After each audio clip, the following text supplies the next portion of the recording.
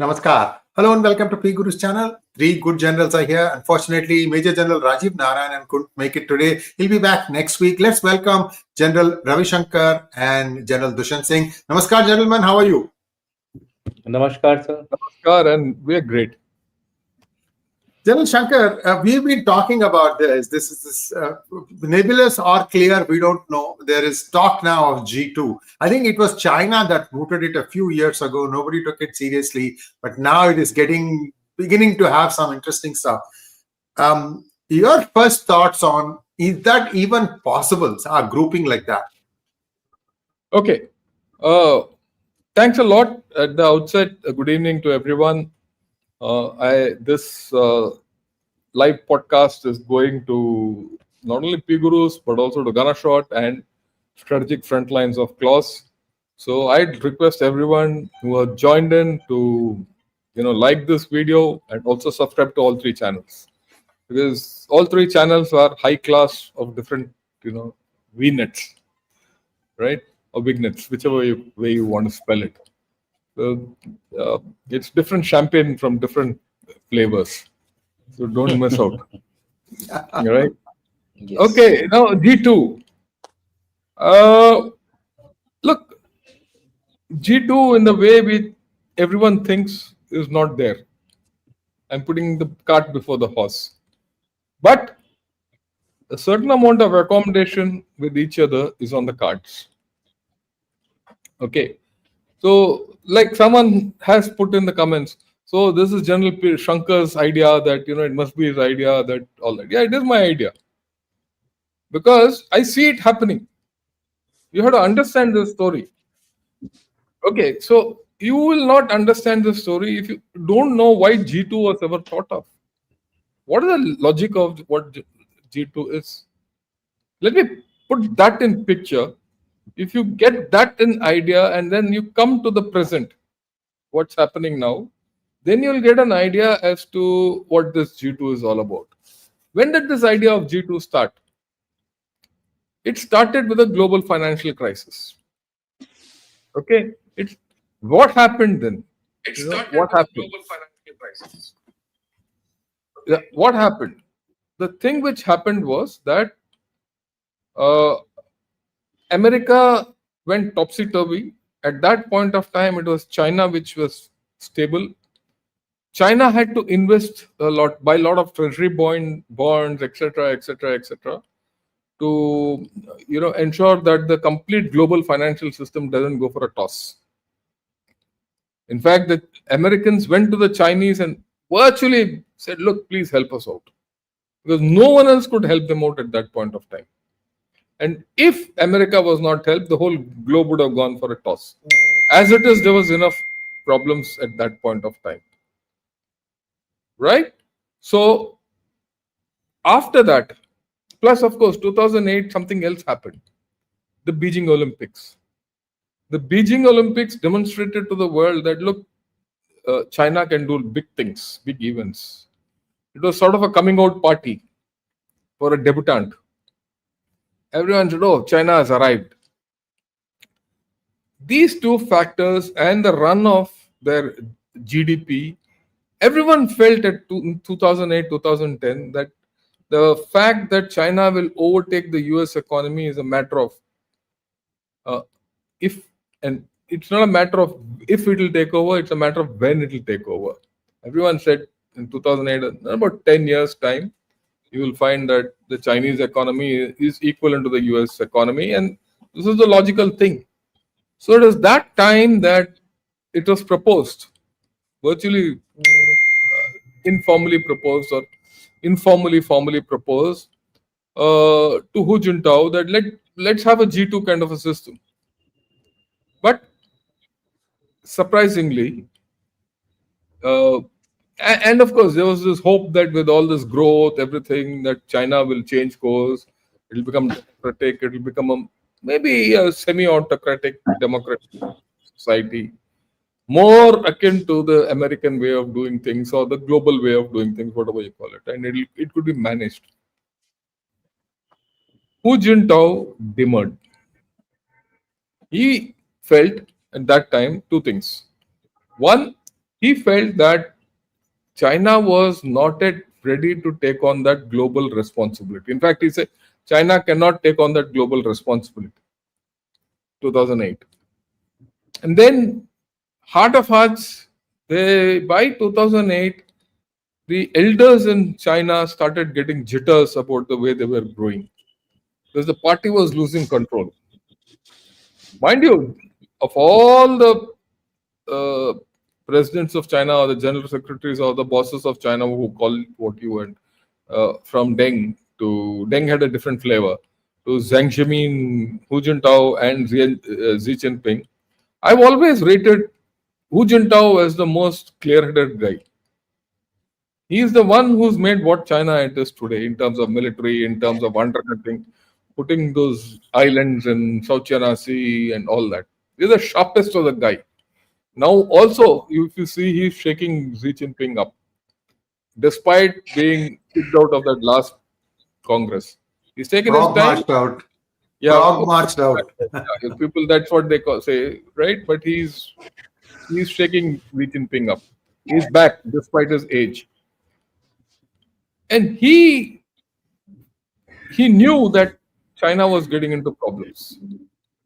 So I said, we can't take it on because what's happened today to USA, if it happens to us, who will help us out? So we'll save the system because if the system goes down, we also go down. And that's when the people used to say China and USA are joined, all that, yeah, all that. Okay. Then came Xi Jinping. Now, Xi Jinping was the Marxist mold.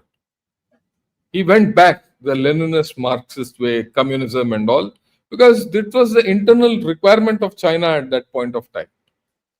Because otherwise, the Chinese Communist Party was on the verge of losing the whole story. Period. Okay. They wouldn't have become, the Communist Party was in a bad shape. So he tightened the Communist Party, took China back to the Marxist mold, and steered them back. Soon he came out with his thoughts, 2012-13. What are his thoughts? He started talking of revenge over the century of humiliation. He started talking of the China dream, rejuvenation, annexation. The claims started coming out. And his idea was not G2. His idea was G1. China. China will be the greatest power on earth, Sino-centric world order. We will have the greatest military. He went on those. By 2020, if you see 1920, he was at the top. China was that peak. And that's why they were doing Gulf warrior diplomacy, took over South China Sea islands, ate up Hong Kong. 30 years before it was supposed to go formally under the CCP, threatened Taiwan, came into India, put out a new map. This is the period, 2020-22. He was looking at displacing America. And then, of course, COVID came. Initial 2 years of COVID, it was saying that, China has beaten COVID. And China has science, vaccines, they were all gung-ho. Demasked China. Right? They had vaccines for themselves or whatever. Whereas all of us were struggling. And at that time, if you see the commentaries, you see the writings, everyone felt China had arrived. China had risen and USA was declining. Same Trump by tha us waqt bhi. Then post COVID, the economic disparities started coming in. Suddenly, China started, the underbelly of China came up. It started getting hit post-COVID. The consumption went down, this, that, everything. I mean, it is where it is. Two competing economies, suddenly you found the US GDP went up to 30 plus trillion and these chaps shifted to 15 to 19 in 1 year without any bias, without any basis, without any logic. Suddenly one fine day, we were all looking at China having $15 trillion economy. One fine day, they said they had 19 trillion. Well, that's whatever it is. It was. So this ding dong went on. In this process, from 2019 to say 2024, you find that the China threat has increased in the US perception. Of course, you had the increase in military missiles, aircraft killers, killer missiles, all that. All those came in. Satellites, science, technology, high productivity, all that. So you see this thing, and US itself had started getting into its problems. So you see China going in a direction, you see US going in a direction, but strangely, both of them accumulated economic liabilities. US has a huge economic liability of debt, upward of $30 trillion. China's is hidden, no one knows. Because China doesn't have independent banks, they are part of the government. So it's taking money from one end to put it in the other end. And it is a circulatory system where ultimately the people foot the bill. And then the economic decline started, the demography started collapsing, and it's collapsing. So both of them, from their pinnacle, in some form or the other, at a danger of collapse. Whether they will collapse or not is a different story. Now, USA very clearly needs jobs at the bottom of the pile. If it doesn't have jobs, it's going to have unrest. And Trump and his MAGA have come on that ticket. They have not come because the Magnificent Seven stocks have zoomed up 200%. So if he has to get jobs, he needs FDI and factories. I mean, there is a lot of logic in that. What does China want? It needs markets. If it doesn't have markets, it's done. And they're cash rich. They have cash. They don't know where to invest. They can generate cash through bonds. The state is rich, the people are poor. That's a different story. So if tomorrow, both of them, Trump and Xi Jinping, get together and say, okay, your problem and my problem, let's match it. And it matches. If China decides, I will put some money as FDI and open your markets, and he says, okay, economic necessity gets them into a deal, and Trump has been talking of it. If the economic thing gets into a equilibrium, then they'll say, why? What's the problem between us? If you have to maintain your economics, you might as well say, okay, you take care of Asia, I'll take care of the rest of the world. In fact, this might be part of the deal. China might now say so. Now you also have to factor in that the Chinese have started talking of global governance initiative recently. Sinocentric world order to global governance initiative. And in this intervening period, they come out with their other initiatives, GSI, GDI, BRI, all these initiatives. So the Chinese have their own ambitions. Their ultimate ambition is to become number one and displace USA. But is it feasible? Right? Both have a necessity for each other. So it's possible that, they might get together. Also remember that ace midwife between the two, Pakistan. Pakistan is sitting in both laps now. Is Asim Munir playing the role of Kissinger between USA and China? He's going ding donging up and down. So there is a way, right? Okay. At the same time, their interests are different, right? Their interests are different.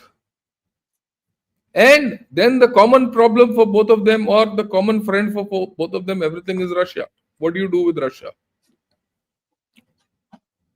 Russia is an issue. So USA might say, okay, I'll patch up with China like I did before and put Russia on the rack. One of the things might be China might say, okay, you want economic resurgence, right? Give me Asia and you take care of the rest of the world. USA might say, okay, forget about Russia, then we'll talk. So there is a way of mutual convenience, mutual necessity. Whether this will happen or not is different. Of course, then there are the other actors in the play. What do both do with Russia? What do they do with Iran? What do they do with India? What do they do with North Korea? All these are there. We are not saying that this is not there. But if there could be a deal, and the contours of the deal are strangely, it will be an unstable deal. It's not an evolutionary deal, largely a revolutionary deal. And any revolutionary deal is unstable and is prone to breakdown and a bigger problem. But the problem for India is something. And we'll talk of that a little later. Right? What are the issues? All that. So I think I've spoken quite a bit as a background. Back to you, Sri Ayerji. We'll talk of India and things later. Thank you so much, General Ravi Shankar. General Dushyant, you're a keen US watcher, and I'm also trying to wrap my head around what is going on. Viewers, I have talked a little bit about why are the Mag 7 stocks like on a league of their own? What is really going on? And I have given some hypotheses. You may or may not have seen the monologue, but a lot of things are uncertain about Europe, and that's why people are saying the money is going to a safety haven, which is United States at this point of time. So be that as it may, Trump yesterday, China, General Dushyant, yesterday China said it would be happy to invest in United States, just like Japan's 500 billion or South Korea 350 billion. China says it will be happy to invest in the United States. This is like few hours old. So keeping that perspective and what General Ravi Shankar said, so there is something cooking, that much I can tell. And your thoughts on this, because 37.5 trillion now, and debt ceiling is again, that artificial number is again, holding up the entire government. God only knows when US decides to not do this. Over to you, sir. You're muted, sir. Muted. You're muted, sir. Okay. Yeah. Thank you, Ayerji. Yeah. I think, can you hear me? Can you hear me now? Yeah. Yes. See, hypothetically speaking, G2 conceptually is an excellent, proposition if you look at it purely from a non-geopolitical perspective, purely going by a management of the world affairs. But what happened in 2009, General Shankar has narrated that. In my opinion, having seen so many things happening around, joint leaderships never work. Co-leaderships never work. And that is why when two people come together, eventually there is a fight for supremacy, and then you land up in a bipolar world. Now, if you're going to land ultimately in a bipolar world, and China is known to be little shrewd, I think whatever investments, etc., the point which you gave, are tactical moves to gain maximum economic mileage. That you can relate it to that. Essentially, it's about gaining strength. So everybody is playing a tactical move today. All the international actors, whether it is EU, whether it is Japan, whether it is India, whether it is West Asia, everybody is looking at this flux to make the maximum out of it. So in my view, co-leaderships never function well. They'll be always kit-pit. Okay. Now imagine in Trump 1.0, what happened? US started withdrawing from various global world forums. And moment it was withdrawing, and who was stepping in? China. It was China. That urge to be the most powerful, what Jan Shankar also mentioned, that the urge to be the global leader and not being a co-leader is something, first point which I want to make. The second point related to specific investments, movements, etc. To my mind, they are tactical in nature, made to gain advantage, gain strength, gain the heft required for you to emerge as initially as equal partner with America. I won't say China is equal at the current moment. China is still got a lot to catch up if it has to equal America. So therefore, it is that process where they want to become as strong as the Americans, and then decide what kind of a world order is required. The third factor. Now, what about the rest of the nations? What about Japan? What about South Korea? What about EU? What about India? This talk, incidentally, today's seminar, we had a great discussion on G2. Great discussion. And there were a lot of people who were saying pro G2, but there were few who were basically where you are. They were also here in that seminar, was saying at no cost there will be a G2. Right? And both had their logic, ideological differences, mistrust, mutual mistrust with each other, so on and so forth, but more in the psychological domain, more in the ideological domain, more in the fact that co-leaderships don't work. That was the next issue which I wanted to. So the blocks of other nations, global south, where will they pitch in? Will they accept a domination by two ringmasters trying to guide them? I think there'll be a churning which will take place. There'll be multilateral forums, may not be with US, may not, but maybe with China. For example, today, I don't know whether you all are aware, a fantastic move has been done, possibly by India,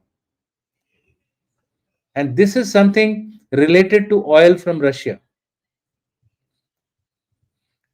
India, I believe, is now paying to Russia for a free flow of oil in yuan,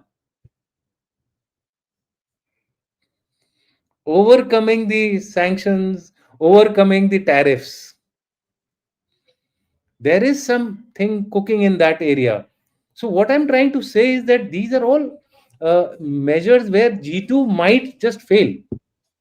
And the China has become the conduit between Russia and India. So, the swing is taking place in the reverse order.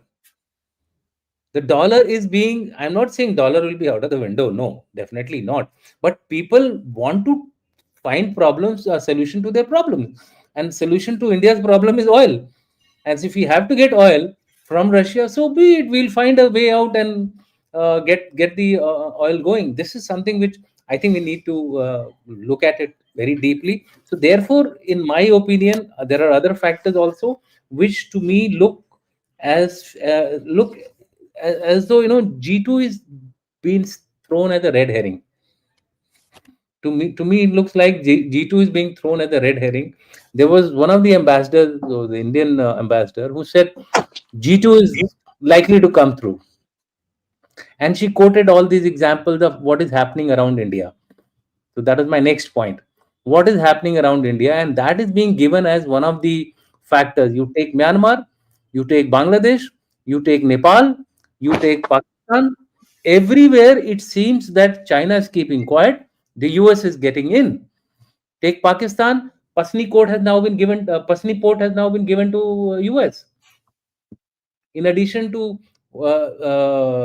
Karachi, where in Karachi it is a Chinese port. I mean, the Chinese have developed a base in Karachi, not in Gwadar. Gwadar mein there is nothing actually to make it a military base. It can't be, because there are no facilities. Military base requires a lot of other facilities, especially for the naval people, workshops and whole lot of things have to be prepared. Then only you can fight a war from there. So Chinese have made a base in Karachi. The Americans are being given a port in Pasni, which they want to develop into a base. So they are saying these are the examples where G2 is likely to be a reality. Then they quoted Bagram. In Bagram, what is happening? US wants to create a base. Pakistan is supporting the base. But at the same time, what happened? The partners met in Russia very recently. 6 countries, including Afghanistan, including India. And what do they say? We will not like anyone to interfere into the sovereign territory of a particular country. So base in Bagram is absolute no, which included China, Russia, India, Afghanistan, and there was one more country I'm forgetting. So these are developments which are quite contradictory to each other. To me, they look like tactical adjustments again, or even around India. There seem to be tactical adjustments. Some places, people are just trying to fit the bill that okay, Nepal was not an instant reaction. It was a engineered. It may be an engineered revolution, but the initial part would have been indigenous, and thereafter people have taken advantage of it. Their wings are there, deep state wings are there. Deep state not only of Pakistan, but deep state of the other countries are also there, embedded in Bangladesh, Nepal, and Sri Lanka, and a whole lot of these countries which are around us. It seems like the country which is in the most danger is India. If you start looking at it from North Korea, China, Afghanistan, Pakistan, Iran, we are surrounded by very, very unfriendly forces. To me, somebody said, that that's why the G2 thing is a reality. I said, to me, it looks like an accidental convergence. They didn't agree to me. There seems to be an accidental convergence of the interests of the two big powers, China and Russia, China and US. But Russia cannot be ignored. Russia is a 2 trillion economy, I think 2.5 or 3 trillion economy, holding the entire Europe to ransom. Why? Because it's a military power to reckon with. It has 6,000 nuclear arsenals. Do you think it will allow China to just overrun it and say, okay, we are going to have a G2? Thank you, Russia. Bye bye. We are now going to be the co-partners of the world. So there are so many contradictions around us. I think this is a period of churn which is going on, and people are trying to make sense out of it. And that is why probably they're saying G2, they're saying multilateral. I'm telling you, China is stepping in wherever US is being found weak. Global governance. Why has China stepped in? Because it found there is a message coming out from America that cut the bloat of overseas. What does that mean? Cut the overseas bloat. It was a statement made very clearly to 800 generals. Cutting the bloat would mean removing or reducing your deployments in West Asia, reducing your deployments in Indo-Pacific, reducing your deployments in the other parts of the world where the bases are there. So therefore, if you reduce, who will step in? It will be China. And China is not going to step in to add on to the security of the Indo-Pacific. The ground position of China in the Indo-Pacific, or along our land borders, is totally different from what the world opinion or world rules are. International rules are. We are following the international rules of the seas. It says no. That is why it has got the entire South China Sea as part of China. Why is it occupying all these islands? So I think there is going to be competition, maybe a very, very below the surface competition, which will continue. There would be tactical level adjustments to ensure that the weaknesses of both America and China are taken care of by selective cooperation. That seems to be, to me, the major way ahead as far as the prognosis of the current situation is concerned. And as and when the multilateral people get some kind of a heft or power, then things might become much more clearer. It's a wait and watch kind of a situation. So those are my initial remarks. India is in a dangerous situation. I'm being very frank about it. India is in a dangerous position because everybody else has friends. Whom do we have friends? So the answer to this is that India has never had friends. So India has always fought its own battles. But is the battle going to be the same as what it was in 71 or what it was in 99 or what it was? Why did we stop at Op Sindoor? Let me tell you, Op Sindoor, cessation of firing took place at 3:30 as per the US president's declaration. He declared at 3:30 that the two countries have gone into ceasefire. Secretary Hexeth also went for the same thing. whereas India announced it at 5:30. I was in a TV studio when all this was happening, and we were trying to articulate our statements as to what we will say. What is going to be the India's position. Finally, at 5:30, Misri came, and then he announced that we stopped our ceasefire based on the request of Pakistan. In the evening, what happened? In the evening, there were ceasefire violations by the other side. It's nothing new. 71 war, ceasefire was declared at XYZ time. But what were the armies doing? They were trying to gain as much advantage from the situation before finally the ceasefire could be stabilized. There is a thing called stabilizing the situation. Between this period, both try to take advantage to grab as much as possible, so that when you are negotiating at that point in time, if we are losing somewhere critically, we can exchange those territories. I think we missed an opportunity there. We missed an opportunity in that ceasefire window. We should have sorted out certain more things in that ceasefire when they, because they gave you a chance. They did a ceasefire violation. We should have done something, and I'm not going to tell you where we should have done it. There were people waiting. In fact, the force which was waiting actually led to the ceasefire. And that would have been wonderful. Thereafter, just declare, no. I think messages had not gone to all the forces, etc., on the ground, and so therefore this is not part of the planned operation. There are a number of ways to actually deal with any kind of. After all, the control doesn't go immediately. If you pass an order, stop. It doesn't reach the last man, Bhoop Singh, or it doesn't reach the ship commander immediately. Even if it is an era of highly digitized and real-time communications, there are delays, there are technical faults, etc., etc.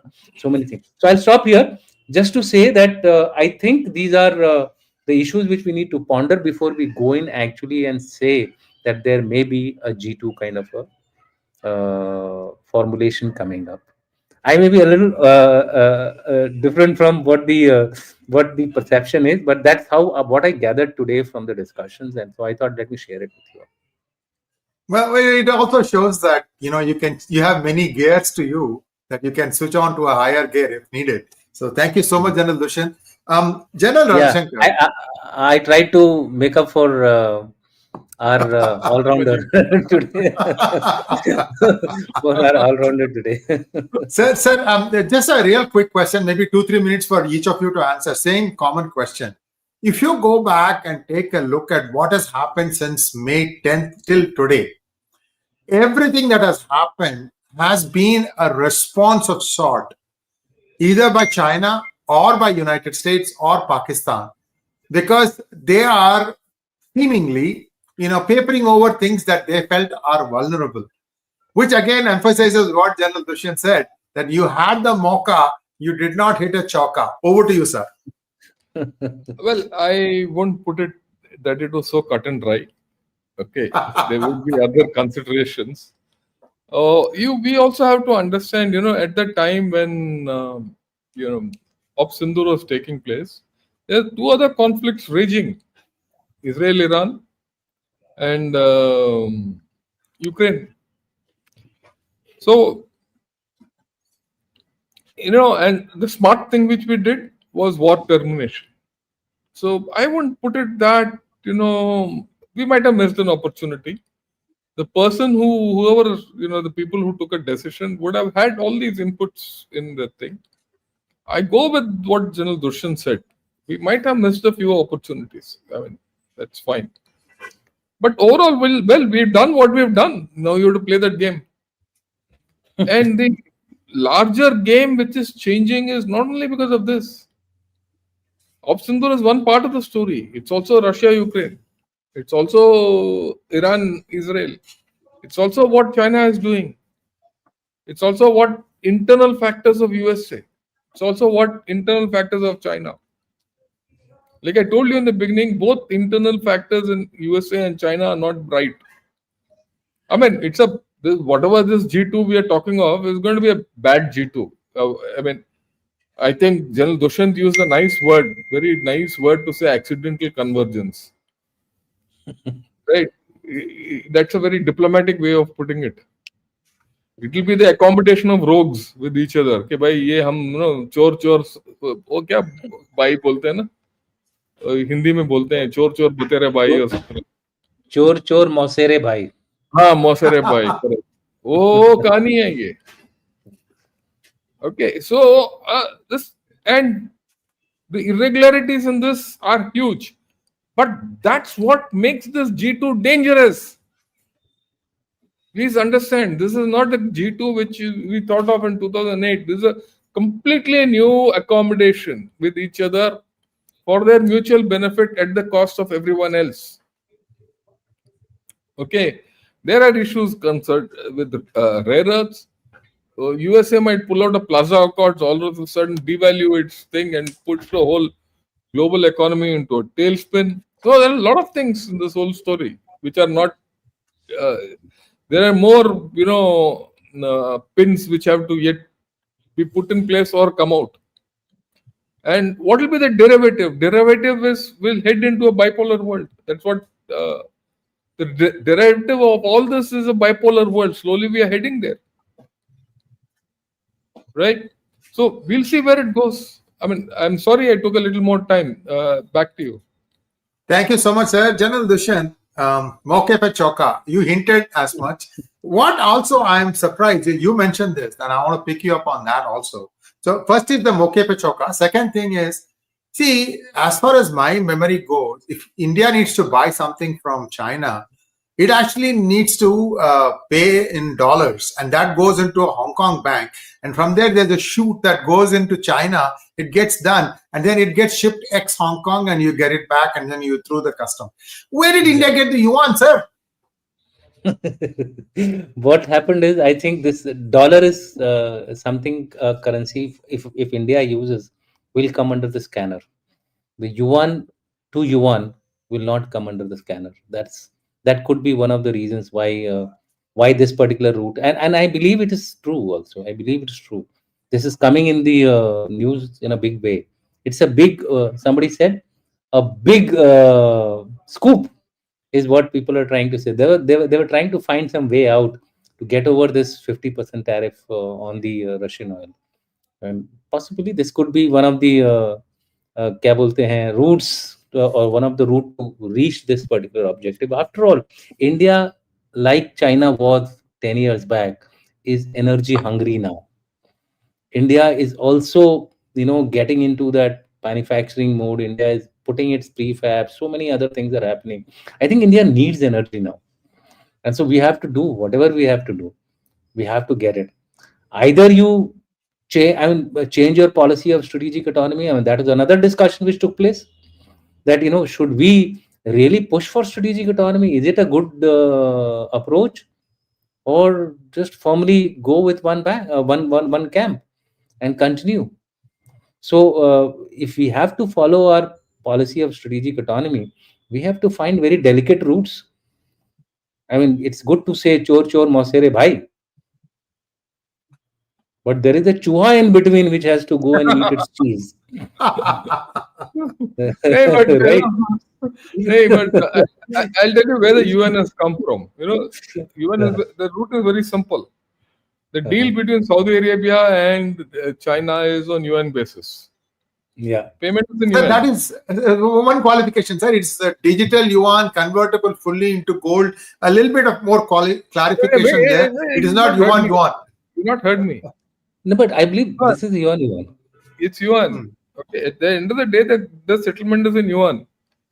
So for Saudi Arabia is investing into India.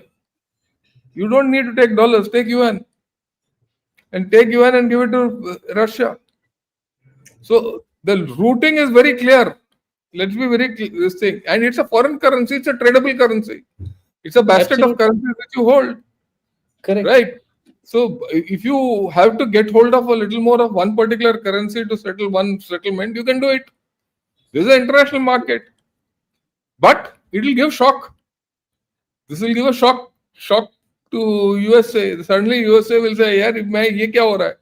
And does it stop you from being strategic autonomy? It gives you better, right? If you think that China is going to be very happy, use the dollar. You use both. Who's stopping you? Okay, and today you signed a agreement with UK. So start using pound, start using EU, do what you want. Look, you have to be nimble-footed in this world. Absolutely. And this is a Reuters report. Yeah, I'm with you.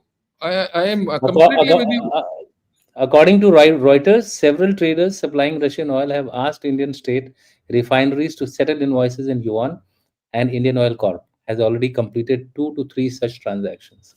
But, So but, the but roots are being found how to yeah, how to get over and this problem. and let me also give some more good news to people. You know this little stupid country called Pakistan. You know what's happened to it now? They've fudged all their imports for the past 2 years. $11 billion is the discrepancy, which IMF has caught. And they said, "Tum kar kya raho?" They've under invoiced all their imports. And they have been giving a rosy picture to everyone. Suddenly Trump will have a big omelette on his face. And this Pakistan from today being, current account surplus, which they're saying my economy is stable, it's never been unstable. It's going to go down by tomorrow, day after. This whole story will come out. It's already there. I mean, I'm not saying something which is breaking news. It's been lying unseen for the past 48 hours. IMF observations. It's just that today I was listening, of all people, I was listening to a Pakistani channel. He said this Kahani. मैंने कहा यार ये क्या हो गया? Which means the IMF tranche which is yet to come has already been spent.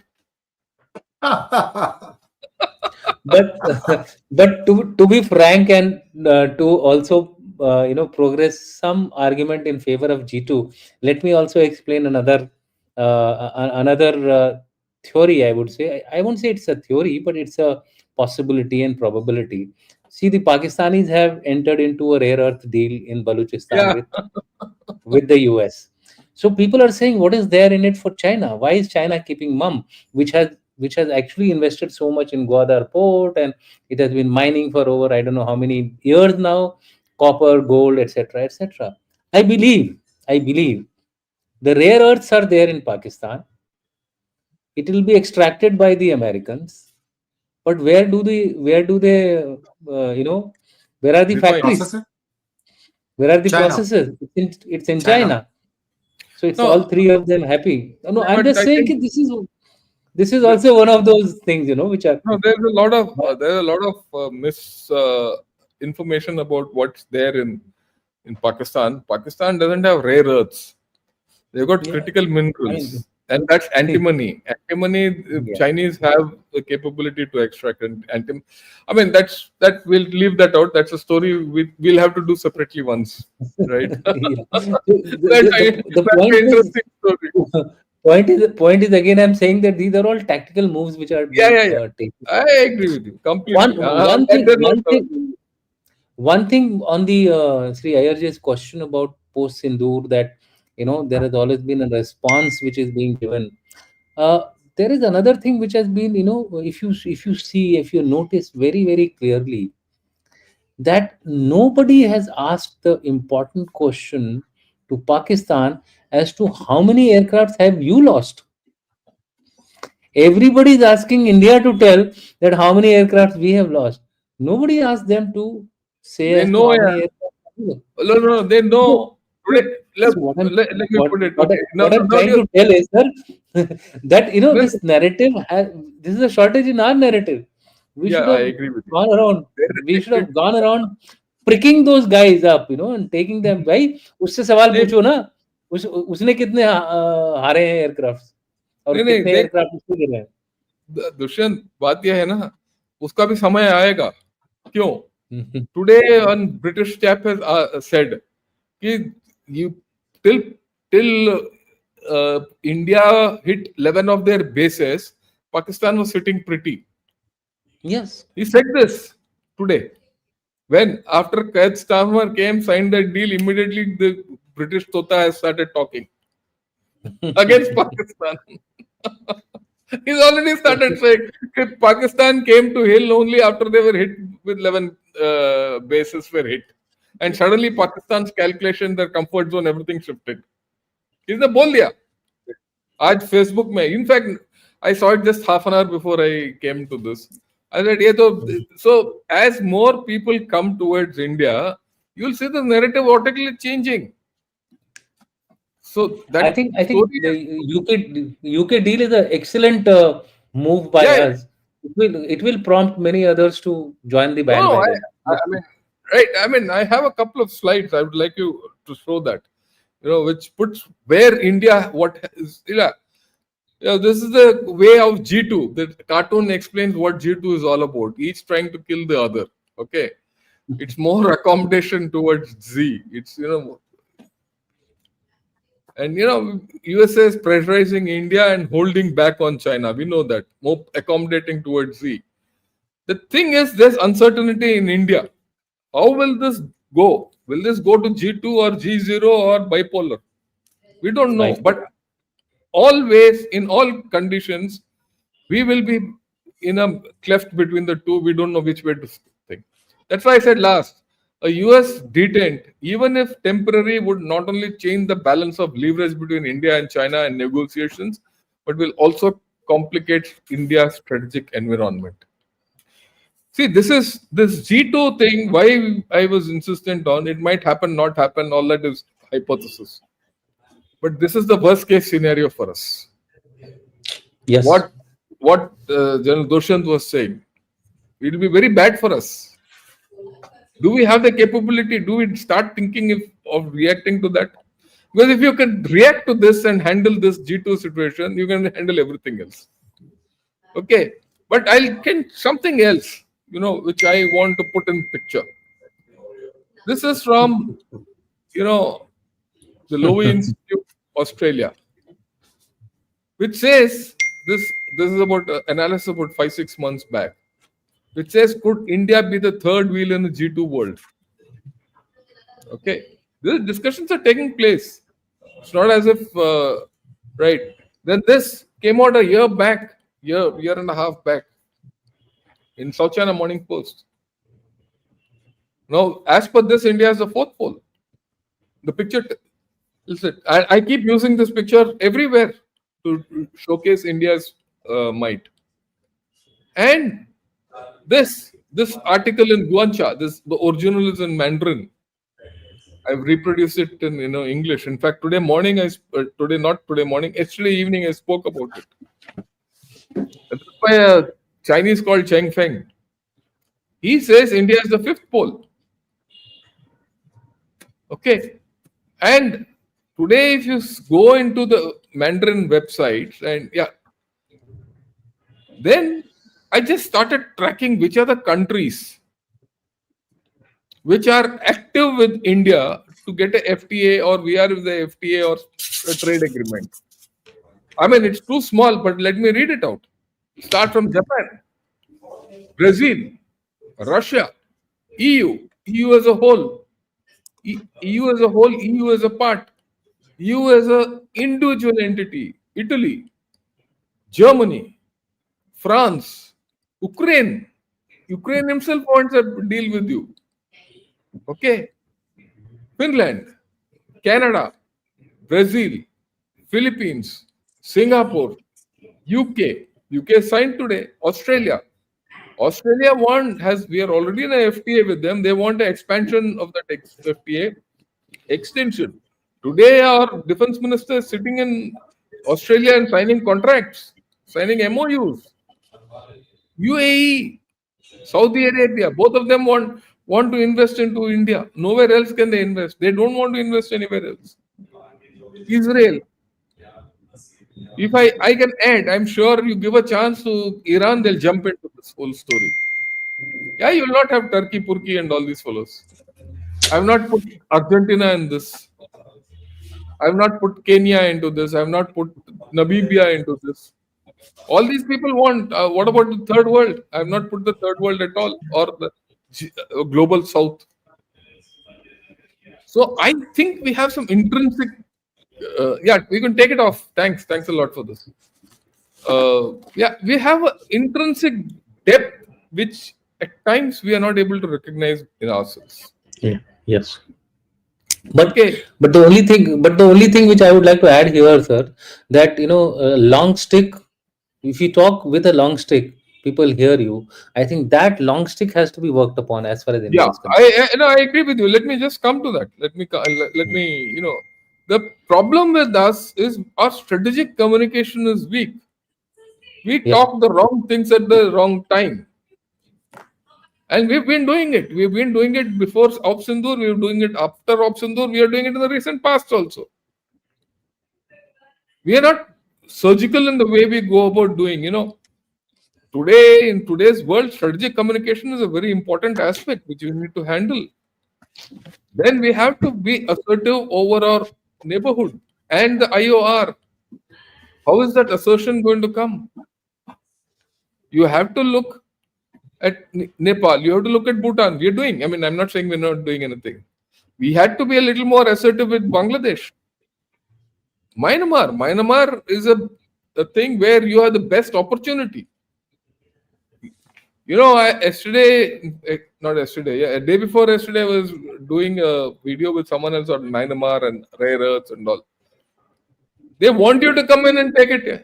They don't want to get stuck with China. And incidentally, Chinese global position in rare earths, especially in dysprosium and terbium, comes from where? It comes from Myanmar. 40% of China's rare earth originates from Myanmar. And they're saying, you please come and take it. Of course, there are certain issues in it. It's not so simple, right? It is as complicated as Pakistan saying that it has rare earths, right? Rare earths are not rare. For those of you who don't know, rare earths are Yes. not. Rare earths are available all over. If you go to your Correct. own house, behind you will get rare earth. But the Yes. problem with rare earth is it's not mineable. It's not in adequate concentrated form available. So Extraction. extraction is there. Even in coal plants, which smoke which goes up has got rare earths, incidentally. And one of the today in technology is to recover rare earths from the coal-fired plants. So people talk loosely about rare earths. It's critical minerals which are more important than rare earths. Yeah. Then of course you have one elephant on your back, and that's something which you have to be very careful of, and that's our border with China. Right? That's not negotiable. I mean, for all of us. And I don't think politically, no government in India, or for that matter, no government in China can come to a political accommodation on that. If the political accommodation is not there, there's no question of any trade. China will be thinking 100 times before getting into trade with you. Right? As much as it is a necessity for us to get some technology, some trade with China, even for China, it's a necessity to get into our markets, but the inhibitors are huge. People say, look, China will put pressure on us. I don't think so. I don't think it can. If you could ban half their apps, and stop their investments and all that, in 2020, when we ourselves felt that we were weak compared to China, today that gap is closed. Your military gap has closed. And I'm not saying this, the Chinese say this.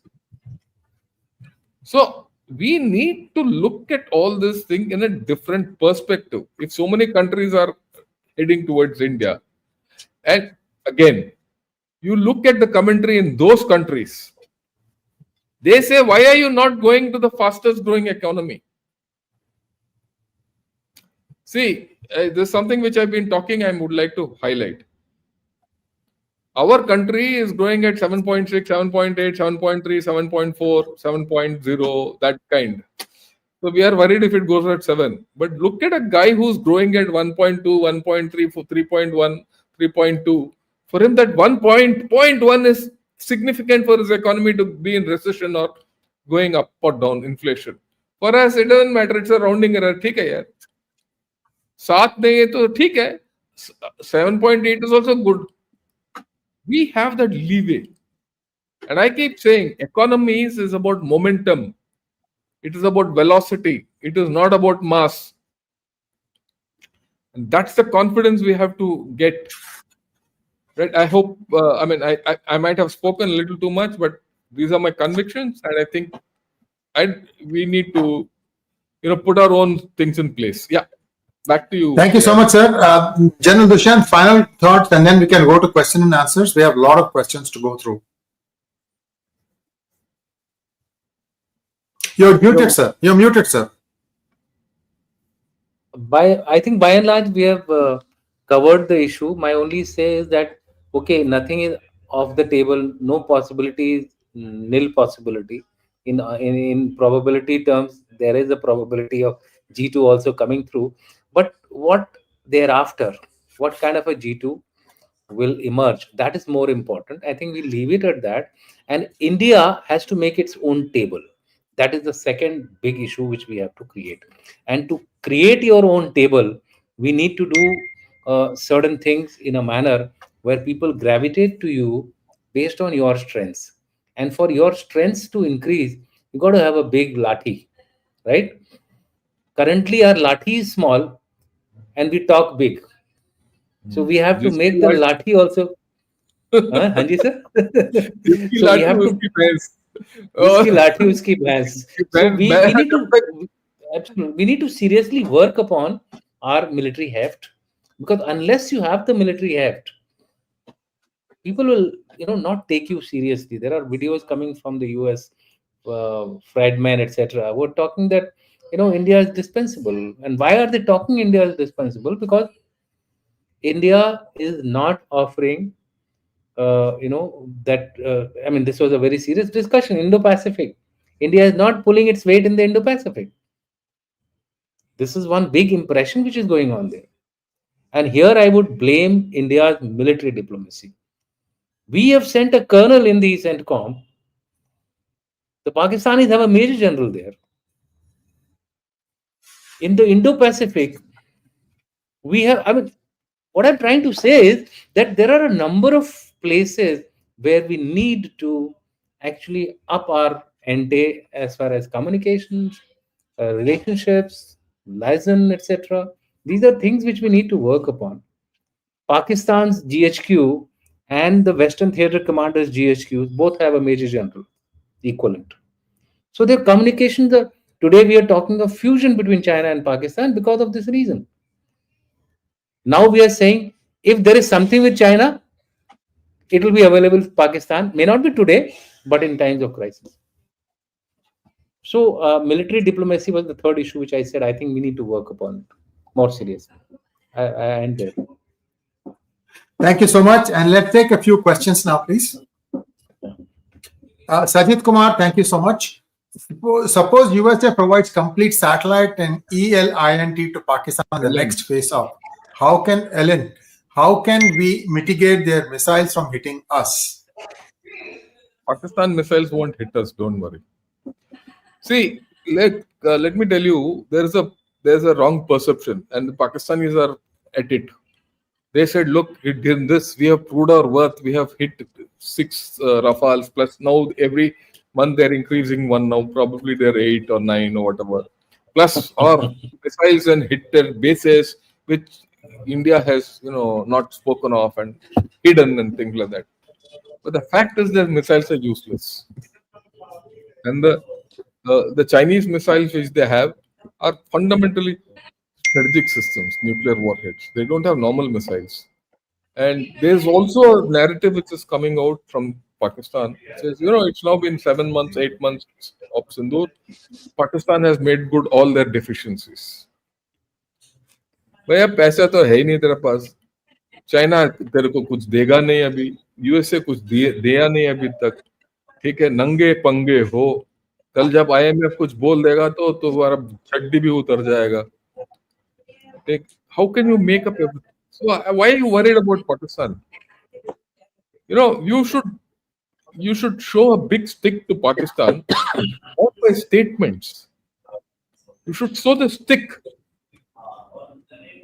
Just say, show the stick. This is what we have. This is what is going to happen to you next. Yeah.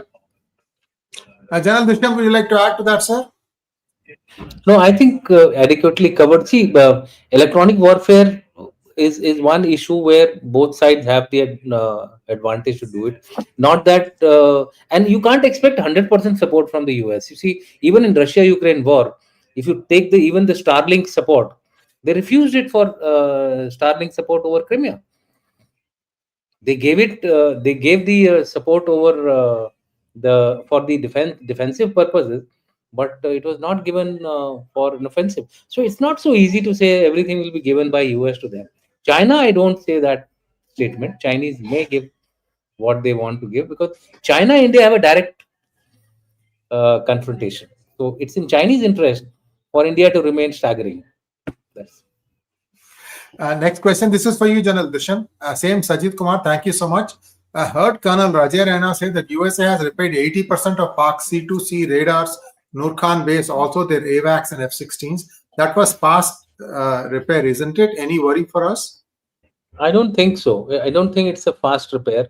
The fact that Pakistan, US president had to say that Pakistan has now got its Noor Khan air base operative. I mean, this kind of a statement coming, which means that there has been a huge investment of the US in getting this particular thing on road. In normal case, when the war was going on, it would have been very, very difficult for the US to have, for Pakistan to have used Noor Khan base. So it's not so early. There are still other airfields which are open. If you've heard the air chief's statement, there are still other airfields which have not been repaired. US wanted this particular airfield, so they have repaired it. Thank you, Sharad Likite, for becoming YouTube member. Thank you, Sanjal, for the super sticker. Vijay Kumar wants to know, this is for you, General Shankar. Do you greats believe China will shake hands with America, Trump a business tycoon, and China Vistarwadi, two opposite poles? It is like what General Dushyant said, accidental convergence of interests. I won't even call it accidental convergence of, it will be willful convergence of interests. Mutual convergence. Sometimes deliberate also. Deliberate also. So, you scratch my back, I'll scratch your back. And in doing so, we'll scratch everyone's bottom. And with, so that's the thing which will happen. Next it's one, not please. going to be all over. It's not going to be all over. It is not going to be all over across the board. That I mean, forget that. General Dushyant Singh, this is for you, sir. Akash wants to know, given the present geopoliticals in global geopolitics in general and the regional geopolitics in particular, and the thrashing of enemy in Op Sindoor Phase 1, G2 is a fait accompli. Your views? I won't base this, this thing on the ground that we were able to hit some critical targets of Pakistan, which led to the US suddenly, putting pressure on India and trying to get. There are many other reasons for this particular change of, I would say, Pakistani pivot to US is more driven by US need for Pakistan for reasons other than Op Sindoor also. Probably those issues were getting affected, and that is why they said they have put a little more pressure on India to ensure that they are able to meet their requirements of Pakistan. They wanted a base in Pakistan, they've got it. Let me tell you, for last 3 years we have been talking that Pakistan, US was sending its undersecretary, sending its ambassador. Remember, the US ambassador went also to Baluchistan. They wanted a base here, and they wanted this base for whom? For its geopolitical interest. So this was one of the ways both sides converged with each other, and then Patni Port has been given to them, and that is being given for a military base. I mean, that's very, very clear. And Pakistan had US had lost any toehold of any serious nature in Pakistan. It had 11 bases once upon a time. From 11, it had come to nil during Imran Khan's tenure. So I think there were many other interests which went into it. Sindoor was a catalyst, triggered that thing. Yeah, at that point of time, Op Sindoor was going on. That was also the time when Iran-Israel war was at its peak. If you remember that. Correct. They needed Pakistan to go into Iran. And then you look at it after that. you look at you look at American interests. The next ambassador to India is also a special envoy to Central Asia and South Asia. Yes. And see, the interests are Central Asia. That's why he's talking of Bagram. He wants this place. He's all these are there. Nurkan, he wants to get back. He's put Nurkan back on track. And also look at it. The fact that they want to get, getting into Pakistan, US getting into Pakistan is not such a bad deal for us. Incidentally, there are two ways of looking at it. Otherwise, we couldn't control China there. Now with China there, with the USA there is some counterbalance to Chinese activities, right? So it will automatically happen. We should look at the good things also there. No, I am getting hold of certain articles in China from China, and China has got very great views about it. By tomorrow day after, I'll have a program on that. I'm trying to get hold of articles. China is not happy at all. They are not at all happy. The silence from China officially conveys a lot of things. Pakistan is the next battleground, so we'll see how it goes. Another interesting thing, IRG here, I would like to share. US declared Baloch Liberation Army as a proscribed terrorist group, but it allowed Afghanistan's foreign minister to come to India, the UNSC. And who is the president in the UNSC? Pakistan as of now. And if it was not the US, which is currently kind of slightly opposed to India, who would have kicked them to allow Afghanistan? Guess. China. So Chinese are not happy.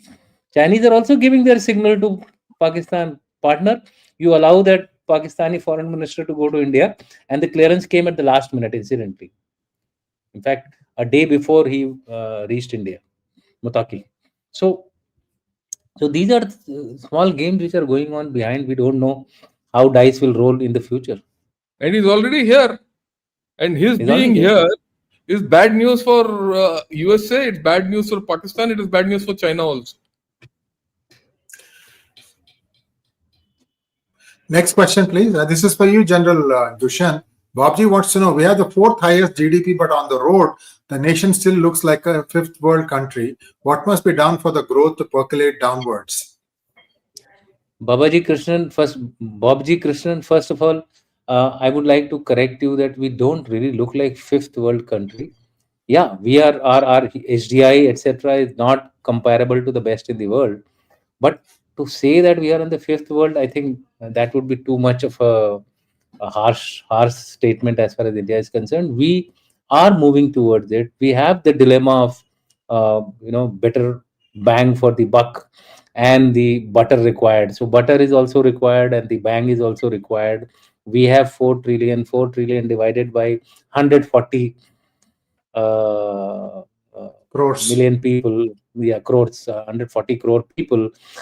We have a long way to go, and I agree with you. Our SDGs need to be strengthened, and that is why the dilemma: how can we have a long stick unless our people are fed? So I agree with you in that count, but not the 5th world. Yeah, I mean, just ensure that we are paint a decent picture about us. Rome Mind wants to know, so this is for you, General Shankar. Now that Taco links Nobel with mediation here, which is not acceptable, but before that, what was the problem for India to recommend that Para Pona prize to Taco considering other benefits? This is Nobel Peace Prize. Why did India not recommend Trump's name for Nobel Peace Prize? Look, I've always said this. From my side, we could have recommended him for anything. Yeah. I mean, yes. It cost us very little. Okay. If we could have, at least his ego would have been satisfied, and उसको क्या यार, उसको 2 prize दे दो Nobel का, एक piece का दे दो और इंटरनेशनल रिलेशंस का दे दो और मेडिसिन का भी दे दो, that he cured COVID or something. हमें क्या लेना देना था? We didn't. Next We one, missed the please. best. Next one, please. Yeah. We could have said, thanks to America to put some sense into Pakistan. We didn't ask for any kind of secession or stop. क्या बोलते- anyway, Next one, please. This is for you, General Dushyant. Milburn Cherian, were the elders of China working to destroy the CCP? I don't think so. They're trying to resurrect the CCP from a authoritarian to a more acceptable format, 2 year presidency, I mean 2 year tenure, etc. So I don't think the elders are trying to destroy the CCP. They're trying to reform the ones who are out of the government. I'm just saying that. Hu Jintao was called the headmaster because much of the bureaucracy that functions within China was all mentored and trained by him. So Xi Jinping can't go very far by taking Hu Jintao on. I'm sure a lot of them felt personally slighted when Hu Jintao was marched out of that meeting. Very sad. Absolutely. Interesting thing is they try to hide it. Only Singapore, I think Singapore had a live camera going on. That's what actually and that got viral. Apramaya wants to know, sir, this is for you, Jan Shankar. Sir, Operation Sindoor will be hybrid warfare.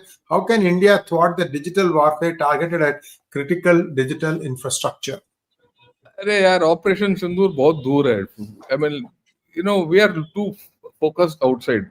Let's start thinking internally. Let's do the right thing internally. Okay.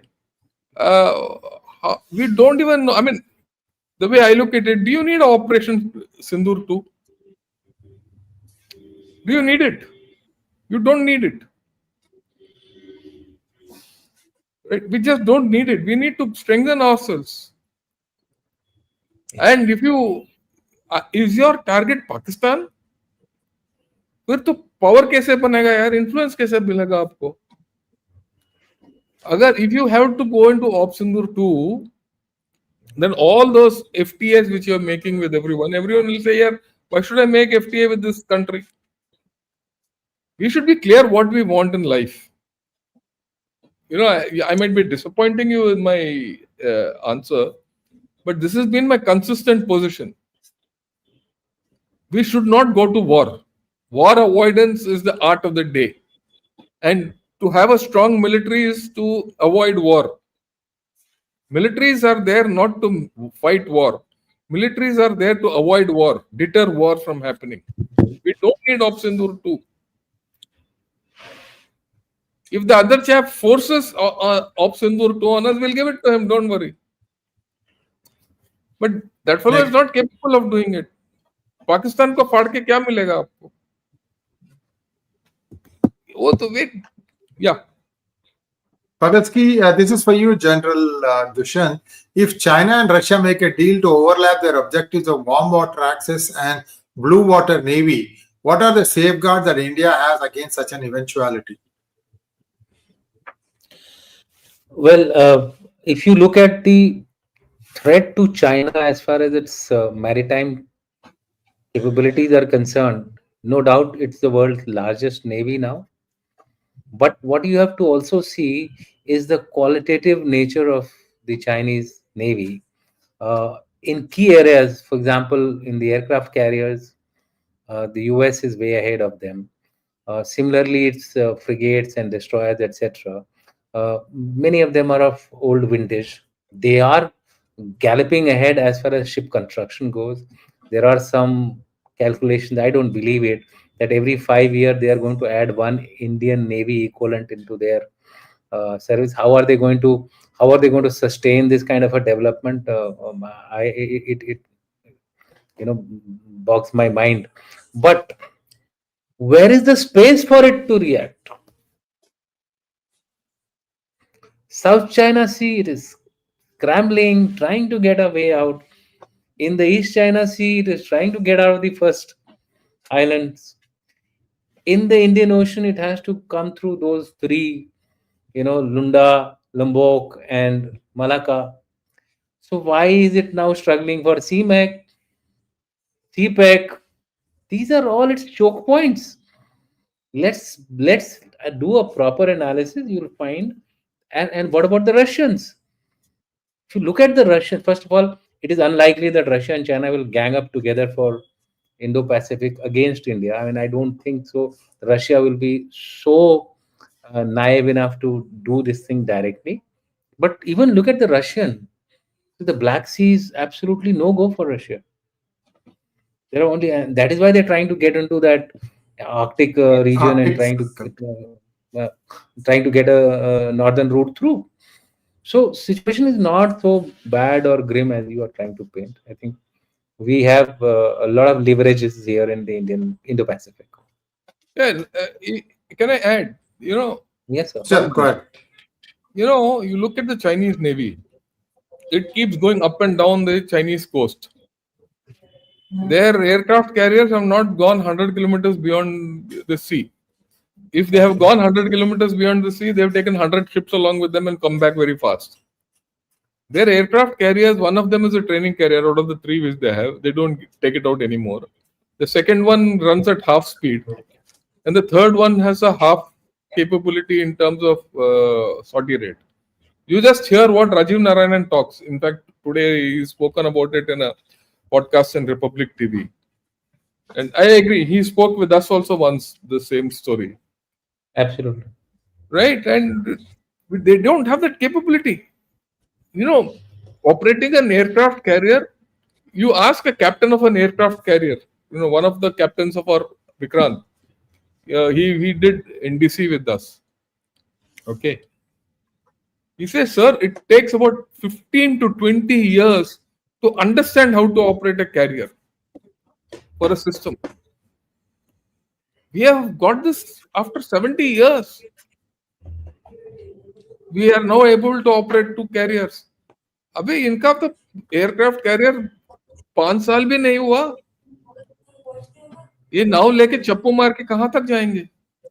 So don't give too many capabilities to Chinese Navy. They don't have a base. They got only one base. That's all. बस वही की base है इनके पास.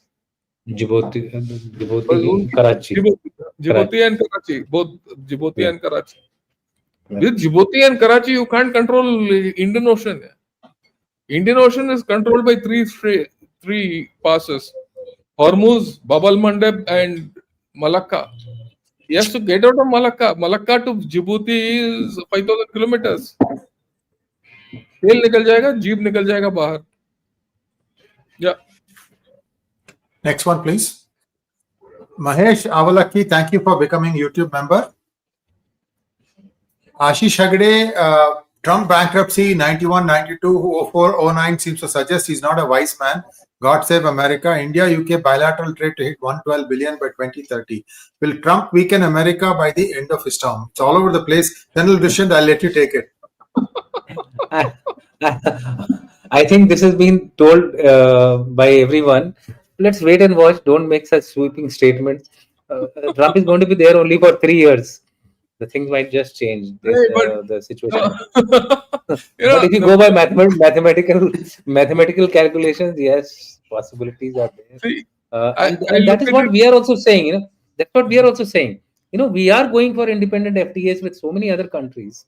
So therefore, impact has to be felt by the US. There's no denial on that. It has to be felt. In fact, if I may say, Trump's success has been by a series of bankruptcies. So probably his final success bankrupt America. US itself. US itself. No, I mean, if you are doing trade in yuan, who is the sufferer? USA. It is US. Yeah. Houston, we have a problem. it will be only a very small speck in the 36 trillion GDP or 32 trillion, 33 trillion GDP. But it will boond se ghada barta hai. There's the old saying. Boond se ghada barta hai. Boond se banta hai sagar, right? Yeah. Something ghada bhi barta hai, banta hai sagar bhi. So सागर बन जाएगा, time लगेगा. Next one, please. Thank you, Will Seymour the third. there is a plan for humanity, and nothing can possibly stop the working out of the plan. I think, I don't know what he's trying to say. There's no question there. Let's move on. Raghuram Pillari Setti wants to know, this is for you, General Shankar. What kind of strange G2 will it be? Incumbent heavily dependent on the challenger for goods, the challenger's weaponry till date based on stolen copycat tech of the incumbent? You said it. You said it. Yeah. I mean, this is the kind of a thing. It'll be a strange. I told you, no. You scratch my back, I'll scratch your back, and both of us will get together and scratch everyone else's backside. That's the kind of a G2 it will be. Unstable, opportunistic, and we should not expect any quarter from both these fellows. See, the thing is, don't expect anything from them. Expect the worst from them. Even if they are not in a G2, assume they are in a G2 and progress ahead. That's what it is. Yeah. Don't forget that Kissinger statement. Yeah. So they will either stab each other while shaking with hugging each other. You know what, the cartoon which you just showed, I think that will come to reality. Fruition. Thank you so much, Rohit. We are not feeling strong and posturing like a strong nation because of internal politics and opposition trying to weaken us internally. Need to address that. Sir, this is to you, General Dushyant. Well, sir, that's a reality. They say that the strongest weakness of a country is within your country. So unless we set our own house in order, we really can't. That is what General Shankar also said. Let's look at internally here. External तो हम कर लेंगे. External के लिए Indian armed forces are good enough. We fight with also jugaad. We fight with the best of the weapons. So we have that capability, asymmetric or not asymmetric. I think internal strength needs to be built up, and it is in all directions: social, political, and economic. Next one, please. And Rohit Ara. And cultural also. Thank you, sir. Rohit, thank you so much. Respected panel, could you please cover about India's internal issues such as corruption, reservation, anti-national elements, etc., that we need to get rid of? Yeah, you're watching the wrong channel. Yeah, I must say. That's what. We are guys who want to look at the positive side of life, and there are enough people who talk about this, and we wouldn't like to talk about it. I mean, it's a very serious question, but we wouldn't like to talk about it. We'd like to do something about it. Yeah. And we do that to the best of our capability. Partha Lalit, thank you so much. This is for you, General Dushyant. Following your content for a long time, I want to learn such depth. Is it possible to connect with you personally? Wishing you success. They are all over. Going to so many conferences. You can go and listen to them. They'll have a 5-minute talk here and there. Yeah. And I keep meeting these guys. Once I met a chap in the airport. Yeah. That was really surprising. That fellow was walking down and just caught my bag and he said, "Sir, are you General Dushyant?" I said, "Yes." So I keep watching, gunner shot and all that. Parth Sani. In fact, some of my best conversations are when I'm waiting for the bags at the baggage claim on airport, because everybody's there. You don't have really much to do. You're just keeping an eye on the bag coming, and there is some time you can talk to people. Always fun. I love meeting people. That's how you learn a lot of things in life. Parth Sani, thank you so much. Dushyant sir, love the Op Sindoor before and beyond. Concise and crisp read. I think he's talking about your book, sir. Hope to see more. Absolutely. Great show. Shankar, sir, can you tell us where it's available so that people can buy it from there? Yeah, it's available on the Amazon also, and you can also directly email to us at director.claus@gmail.com. Director.claus@gmail.com. I must tell everyone something about Op Sindoor. This book. General Dushyant made me write the toughest chapter in that. Which most amorphous thing. I had to scratch all parts of my body to write something for that. It really took me a lot of effort. So we're bringing up the book picture here. We're bringing a book picture here. Here you go. Otherwise, it's in Amazon also. But with Claus, you'll get it cheaper, slightly. This is the paperback. Yes. Hardback is a little costly, so we are not putting up for sale.